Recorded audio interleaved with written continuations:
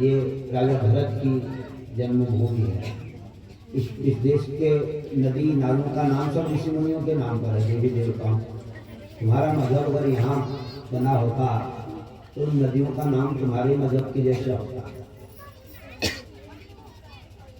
गंगा यमुना कृष्णा कावेरी नदियों का नाम नहीं होता, उनके नाम पर होता।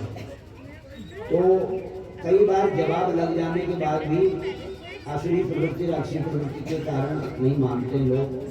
कुछ लोग ऐसे होते हैं अपनी भयानक प्रवृत्ति के कारण नहीं मानते, और कुछ मजहबों में भी कुछ सज्जन हैं लेकिन कम है, गिने चुने, वो बात को समझते हैं, स्वीकार भी करते हैं। जो सज्जन है वो किसी भी मजहब पंथ का हो, उसी का सम्मान होना चाहिए हृदय से, बाकी लोगों से सावधान रहना, उनसे जो है हमेशा सावधान। तो यहाँ ये जो कथा को दोहराने की दृष्टि से हम आपको कह रहे हैं कि महाभारत में शांतनु जो महाराज हुए वो चंद्रवंशी थे, पांडव लोग भी सब चंद्रवंशी थे, कृष्ण जी भगवान भी चंद्रवंशी थे।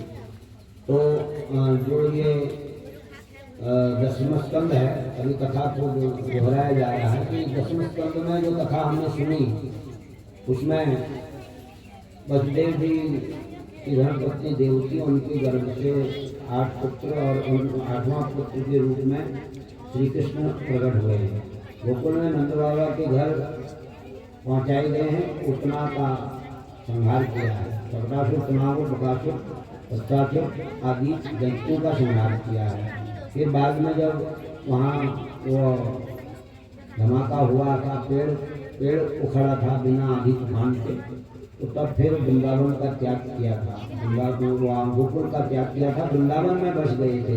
बाद में वृंदावन का भी त्याग करके द्वारिका बसा था, द्वारिका बसाई, और द्वारिका में भी अनेक राक्षसों का वहाँ से भी संहार किया। यहाँ जो राक्षस मारे गए वो तो बचपन में ही मार दिए, जब उनकी उम्र छोटी थी, किशोरावस्था में।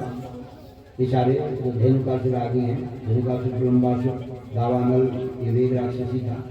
हैवनल को अग्नि के रूप में प्रकट हुआ। कालिय भी नाग देवता था पहले, वो भी असुरों का जैसा ही काम कर रहा था। जो असुरों का जैसा काम करेगा, राक्षस जैसा काम करेगा, वो किसी जाति का हो, किसी पंथ का हो, राक्षसी कहलाएगा, दुष्ट ही कहलाएगा। और नंद को छुड़ाने की लीला भी, नंद को अजगर, नंद बाबा जो है उनको अजगर ने पकड़ लिया था, भगवान ने छुड़ाया।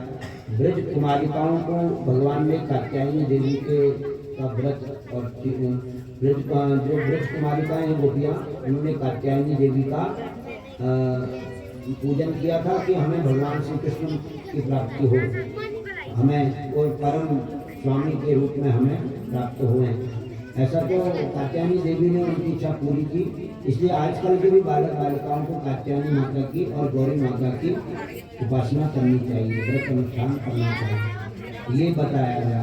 और जैसे सीता जी ने और भगवती गौरी की आराधना की, जय जय जय गिरिराज किशोरी, जय महेश चंद्र चकोरी, जय जय गजानन माता, जगत जनन जाने दाता, भव भय विभव भव भय विभव भयकारी, इसको विमोहिनी अभयकारी का अर्थ है कि जो आनंद देने, भय से मुक्त करने वाली, आनंद देने वाली है। भव भव भव भय विभव पराभव कार्य, मतलब जो भय संसार रूपी भय है, संसार सर्प का भय है, इससे जो इसको जो पराभव कराती है, मतलब इसका सदा के लिए जो निवारण करके आनंद प्रदान करती है। भव भय विभव पराभव कार्य, विश्व विमोहिनी स्वस्य विभागी, नहीं कर आदि मध्य अवसाना, हमें तो प्रभाव वेद नहीं जाना। ऐसे ये 4 चौपाइयाँ पढ़नी चाहिए नवयुवकों को, बालक बालिकाओं को पढ़नी चाहिए। और ये नहीं पढ़ सको तो कम से कम वो पढ़ना चाहिए। श्री रामचंद्र के पाल मन जाई राज्य मिले सुंदर सहज सुंदर सागर, हरमान गान सुजान श्री स्नेह जान रावर, ये भांति गौरी अशीष सुनसिय सहित ही हर्षी तुलसी भवानी।